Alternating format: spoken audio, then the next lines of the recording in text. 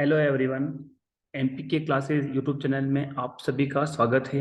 आज हम unit first overview of electronic component and signal का पार्ट 18 वेरिएबल कैपेसिटर स्टडी करेंगे। लास्ट टाइम हमने स्टडी किया था, दो टाइप के कैपेसिटर होते हैं, फिक्स और वेरिएबल। आज हम वेरिएबल कैपेसिटर सेकंड कैटेगरी जो है वेरिएबल कैपेसिटर उसमें स्टडी करेंगे। वेरिएबल कैपेसिटर जब कभी हमको ट्यूनिंग की जरूरत पड़ती है, सर्किट इलेक्ट्रॉनिक सर्किट में फ्रिक्वेंसी मैच करने की जरूरत पड़ती है, तब कैपेसिटर की वैल्यू हमको चेंज चाहिए। तो ऐसे कैपेसिटर जिनकी वैल्यू हम चेंज कर सकते हैं उनको बोलते हैं वेरिएबल कैपेसिटर्स। और वेरिएबल कैपेसिटर को चेंज करने के लिए हमको दो तीन पैरामीटर चेंज करने पड़ेंगे। या तो हम डिस्टेंस चेंज करें, प्लेट के बीच की डिस्टेंस, या प्लेट का एरिया चेंज करें, या डाइलेक्ट्रिक कांस्टेंट हम चेंज करें, डाइलेक्ट्रिक मेटल चेंज करेंगे। तो तीनों की मदद से हम कैपेसिटेंस चेंज कर सकते हैं। वेरिएबल कैपेसिटर का सिंबल ये होता है। फर्स्ट कैपेसिटर है एयर गैंग कैपेसिटर। इस कैपेसिटर में एयर को एज ए डाइलेक्ट्रिक रूप में यूज करते हैं, इसलिए इसको बोलते हैं एयर गैंग कैपेसिटर। यहाँ पर दो हमारे पास प्लेट्स होती है।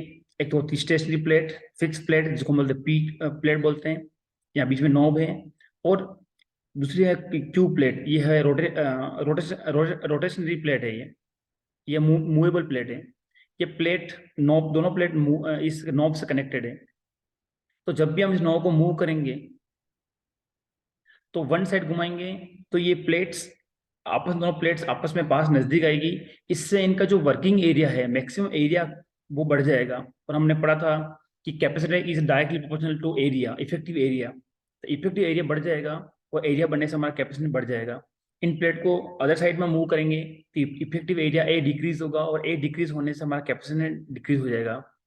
तो यहाँ पे दो प्लेट्स हैं, इन प्लेट की मूवमेंट होने से इफेक्टिव एरिया चेंज होता है। और ये आपकी जो रोड है ये स्टेशनरी रोड है, ये स्टेशनरी, इनको स्टेशनरी प्लेट बोलते हैं। ये रोड है आपकी फिक्स मूवेबल रोड है, और इन प्लेट को बोलते हैं मूवेबल। तो स्टेशनरी यानी फिक्स प्लेट्स और मूवेबल प्लेट्स को मूव करेंगे, मूवेबल प्लेट को मूव करेंगे स्टेशनरी प्लेट के अंदर, तो इफेक्टिव एरिया बढ़ेगा और एरिया चेंज होने से आपका कैपेसिटी चेंज होगा। इस कंसेप्ट पर काम करता है आपका एयर गैंग कैपेसिटर। और बीच में यहाँ पे डायरेक्ट रूप में एयर है, इसलिए इसको बोलते हैं एयर गैंग कैपेसिटर।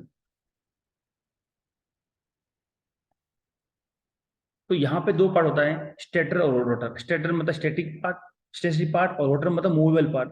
तो ये रोटर स्टेशनरी के अंदर घूमेगा, और यहाँ पे हम कैपेसिटी चेंज कर सकते हैं बाई चेंजिंग नॉब, इस नॉब को घुमा के। Second capacitor is plastic variable capacitor. ये एयर कैपेसिटर जैसे वर्क करता है, बस इसमें एयर की जगह हम प्लास्टिक यूज करते हैं, वो ऐसे डायरेक्टली काम करता है।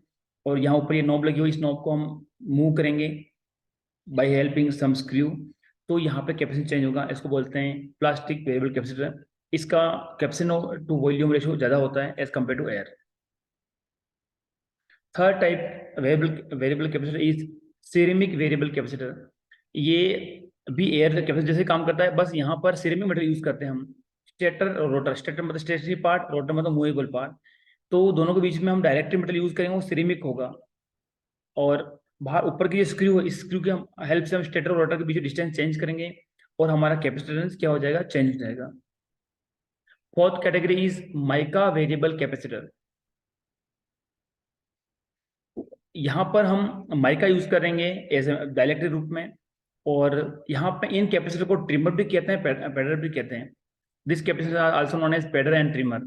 यहाँ पे क्या होता है कि ये प्लेट है, फिक्स और मूवेबल प्लेट वाला कंसेप्ट वही होता है। बस यहाँ पे ये जो कैपेसिटेंस मिलेगा इसकी वैल्यू बहुत माइन्यूटली चेंज कर सकते हैं हम, इसलिए इसको बोलते हैं ट्रिमर कैपेसिटर बोलते हैं। यहाँ पे ऊपर स्क्रू लगा हुआ है, इस स्क्रू की सहायता से जो माइका फिल्म और जो प्लेट्स होती है उनके बीच की डिस्टेंस को हम चेंज कर सकते हैं।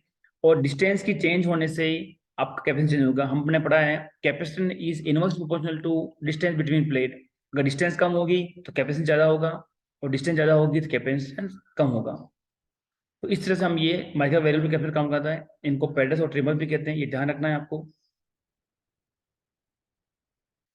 कैपेसिटी के वैल्यू के अंदर बहुत कम चेंज करना है, 0.1 माइक्रोफेराड, 0.2 माइक्रोफेराड, 0.3, उसके लिए हम पैडल्स या ट्रिमर्स को यूज करते हैं, जिनको हम कहते हैं mica variable capacitor. Next category is varactor diode capacitor. एक पीएन जंक्शन होता है, पीएन डायोड जिसको हम बोलते हैं, संधि डायोड बोलते हैं। उसमें दो पार्ट होते हैं, पॉजिटिव और नेगेटिव चार्जेस।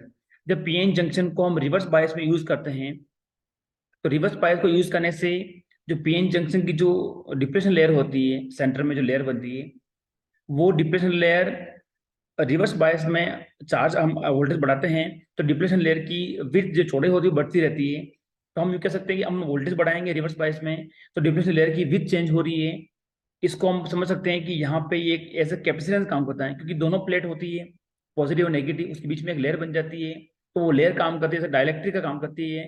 तो हम कह सकते हैं कि PN junction working as a voltage dependent capacitor.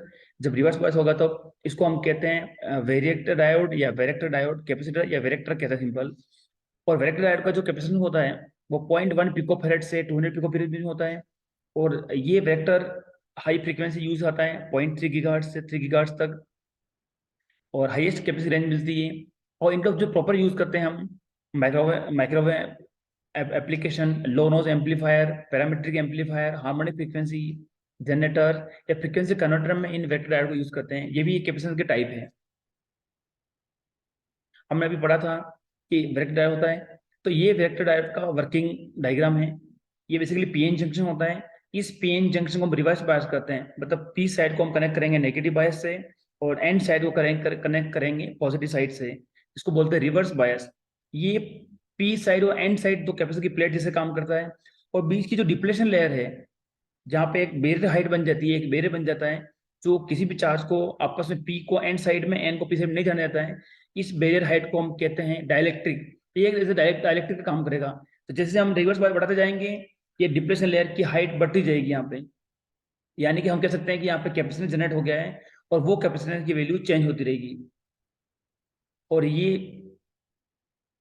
जैसे कैपेसिटेंस की वैल्यू हाइट बढ़ेगी, इसकी विड्थ बढ़ेगी, तो हमारी कैपेसिटेंस वैल्यू चेंज होती रहेगी। और यहाँ पर ये इसका सिंबल है, वैरेक्टर डायोड का सिंबल है, ये डायोड का सिंबल है। ये डायोड का पॉजिटिव पार्ट एनोड, ये डायोड का नेगेटिव पार्ट कैथोड। पर क्योंकि ये डायोड ऐसे कैपेसिटर काम कर रहा है, तो हमने डायोड के सिंबल के आगे यहाँ पे कैपेसिटर सिंबल बना दिया है। ये this is the symbol of varactor diode. Okay, इसका ध्यान रखना है कि वैरेक्टर डायोड भी ऐसे कैपेसिटर काम करता है, इसको हम कहते हैं सिंपल वैरेक्टर्स।